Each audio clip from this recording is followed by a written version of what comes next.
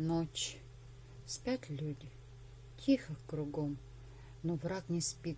Высоко в черном небе летят фашистские самолеты.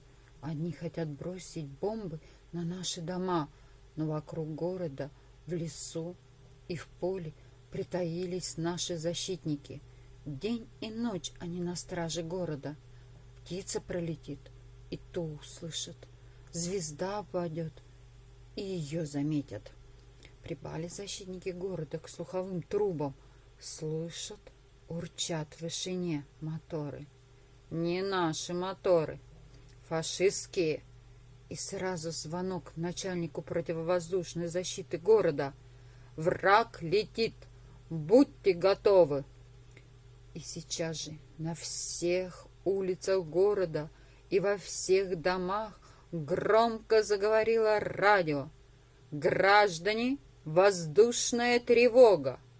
В ту же минуту раздается команда «Воздух!» и заводят моторы своих самолетов летчики-истребители. «Воздух!» и зажигаются дальнозоркие прожектора. Враг хотел незаметно пробраться. Не вышло. Его уже ждут.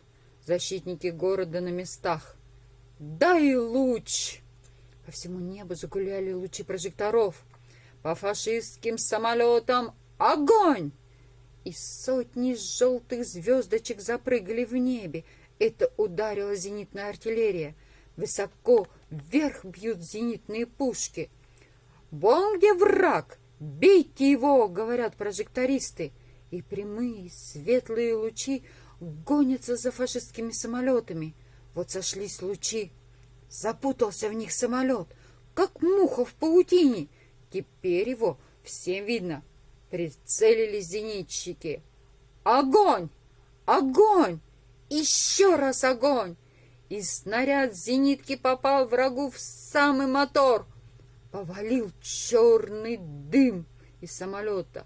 И рухнул фашистский самолет. Не удалось ему пробраться к городу. Долго еще потом ходят по небу лучи прожекторов. И слушает небо своими трубами защитники города. И ставят у пушек зенитчики. Но тихо все кругом. Никого не осталось в небе. Угроза воздушного нападения миновала. Отбой! Германия полностью разгромлена!